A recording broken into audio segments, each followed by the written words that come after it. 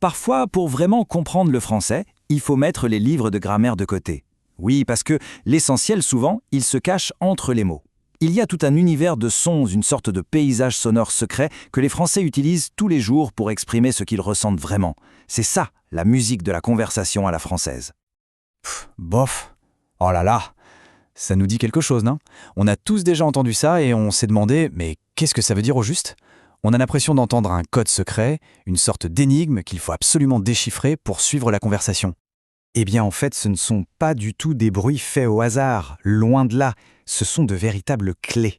Des clés qui ouvrent la porte d'une communication beaucoup plus authentique, qui permettent de saisir non seulement le message, mais surtout l'émotion qui se cache juste derrière. Allez, c'est parti. On va commencer par plonger dans les sons qui viennent, directement du cœur, ceux qui expriment des émotions pures, que tout le monde peut comprendre. Alors là, on a deux extrêmes. D'un côté, le plaisir gourmand à l'état pur quand on voit un plat délicieux, miam. Et de l'autre, son contraire absolu, le dégoût total, par exemple pour un médicament vraiment mauvais, burk. En un seul son, tout est dit. Maintenant, un son fascinant, aïe. Il a un double usage vraiment intéressant. On l'utilise bien sûr quand on se fait mal, si on se cogne ou qu'on se coince un doigt. Mais il sert aussi à montrer qu'on partage la peine de quelqu'un. Et cet exemple le montre parfaitement. Imaginez. Un ami vous dit « J'ai perdu mon travail ».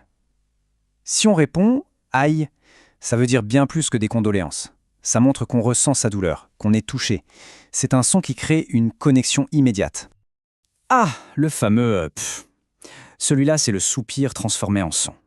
C'est l'expression la plus pure de la frustration, de la fatigue, de l'agacement. C'est la façon la plus efficace de dire « j'en ai marre », sans même avoir à ouvrir la bouche pour faire une phrase. Et là, dans cet exemple, on le sent bien. J'ai encore raté mon permis de conduire. On entend toute la lassitude, tout le ras-le-bol accumulé après un échec de plus. Le son dit absolument tout. Et pour finir cette première partie, on a zut. C'est un petit son, court, sec, parfait pour exprimer un mécontentement face à une erreur bête. Genre zut, j'ai oublié mes clés. C'est plus poli que d'autres mots, on va dire, mais ça montre bien qu'on est contrarié. Bon, maintenant, on va explorer une zone un peu plus subtile.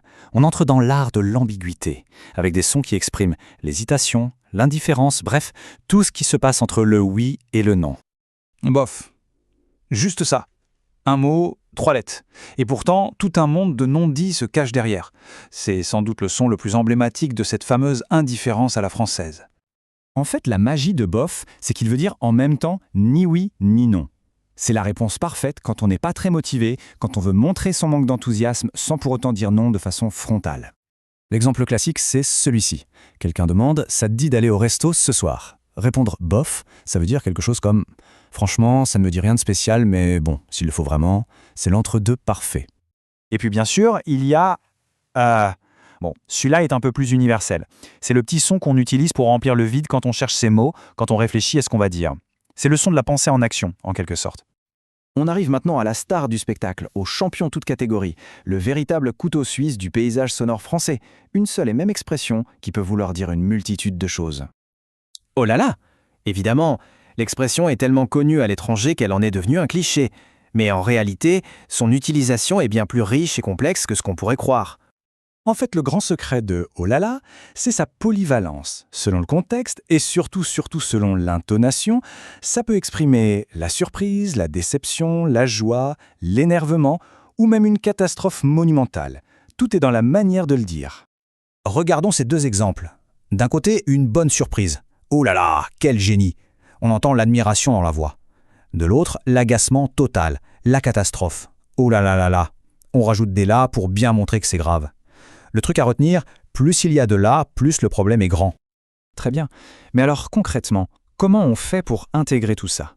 Voyons un peu comment passer de la simple écoute à la pratique, pour que notre français sonne plus vrai, plus authentique. Au final, ce qu'il faut vraiment comprendre, c'est que ces petits sons changent tout dans une conversation. Ils la transforment. On passe d'une simple suite de mots à une expression vivante, qui respire, qui est chargée d'émotions.